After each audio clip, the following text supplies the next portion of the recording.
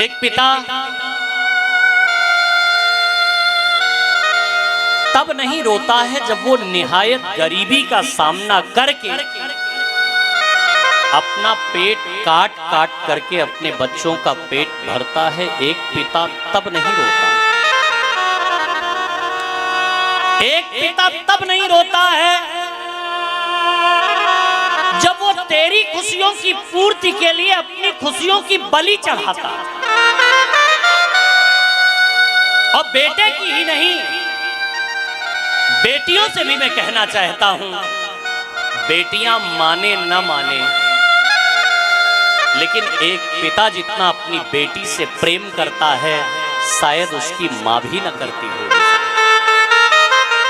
कितना भी कठोर दिल पिता हो, कितना भी पत्थर दिल पिता हो, लेकिन बेटी के विदा होने पर विदेहराज जनक जैसे पिता भी रो पड़ते हैं साहब। बेटियां माने न माने, लेकिन पिता अपने बेटी के लिए उसी दिन से सपने सजोने लगता है जिस दिन से वो ये धरती पर आती है साहब। पिता उसी दिन से अपना माइंड मेकअप करने लगता है, ऐसे इसका श्रृंगार करेंगे, ऐसे घर में इसको विदा करेंगे, ऐसे अपनी बेटी का ब्याह करेंगे, ऐसे इसको महाराज खुशहाल घर में भेजेंगे। जो बात पिता अपनी पत्नी से नहीं कह पाता वो अपनी बेटी से कह देता है। और साहब इतना ही नहीं, बेटी तभी तक पिता का घर अपना मानती है जब तक उसका पिता होता। अरे मैंने तो यहां तक देखा है साहब कि पिता के रहने तक बेटियां घर में महाराज भले ससुराल चली जाएं लेकिन अपना एक कमरा रिजर्व रखा करती है। लेकिन पिता के जाने के बाद बेटी रो पड़ती है। क्यों? क्योंकि अब भाई का मुंह देख करके जाना पड़ता। महाराज बेटियां लक्ष्मी है। पिता सोचता है कि अपनी इस लक्ष्मी स्वरूपा बेटी को किसी नारायण स्वरूप को मैं अर्पित करूंगा। महाराज और बेटियां भी जितना अपने पिता को समझती हैं उतना और कोई क्या समझेगा। पिता की 4 रोटी की खुराक और 1 रोटी कम खाए तो वो अपने माँ से कहती है कि माँ पिताजी को कोई तकलीफ है क्या? आज भोजन इन्होंने भरपेट नहीं किया। उनके दिल से पूछो जिसके पास पिता नहीं है साहब।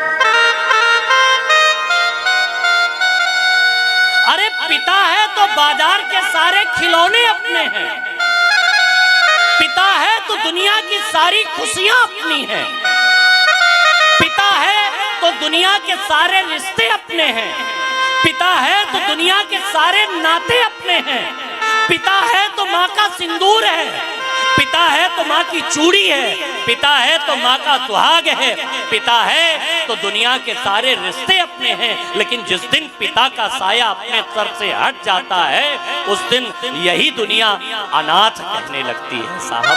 अनाथ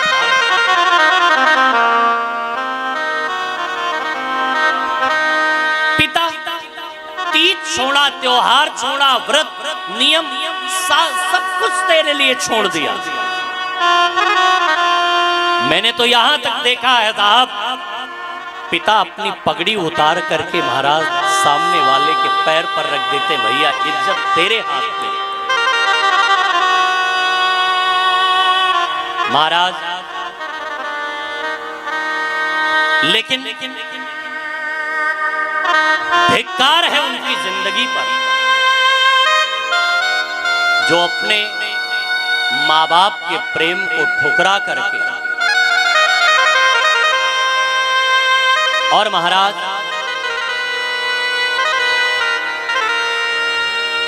आजकल समाज की स्थिति कैसी बिगड़ती चली जा रही है, क्या क्या होता क्या जा रहा है। कलिकाल का प्रभाव जरा देखिए, अपने माँ बाप की बातें अपने बच्चों को गलत लगने लगती है।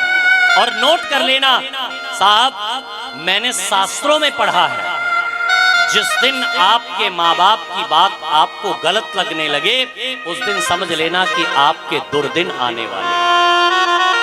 जिस दिन अपनों की बातें आपको खराब लगने लगे, उस दिन समझ लेना कि आपके गलत दिन आने वाले हैं। और आपसे अगर पिता रूठ गया तो समझ लीजिए आपसे शिव रूठ गए, शिव आपसे रूठ गए।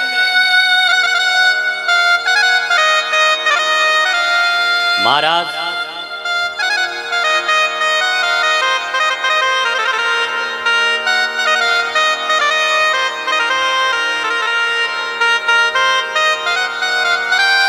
पिता का प्रेम अलौकिक है, क्योंकि मां तो अपने दुख को बच्चों के सामने रो करके कह देती है, पिता तो बच्चों के सामने रो भी नहीं पाता है साहब, वो अपने हृदय का भाव निकाल भी नहीं पाता, उसकी अकड़ बनी रहती है, लेकिन मन ही मन वो रोता रहता है, 24 घंटे महाराज उस पर मथता रहता है।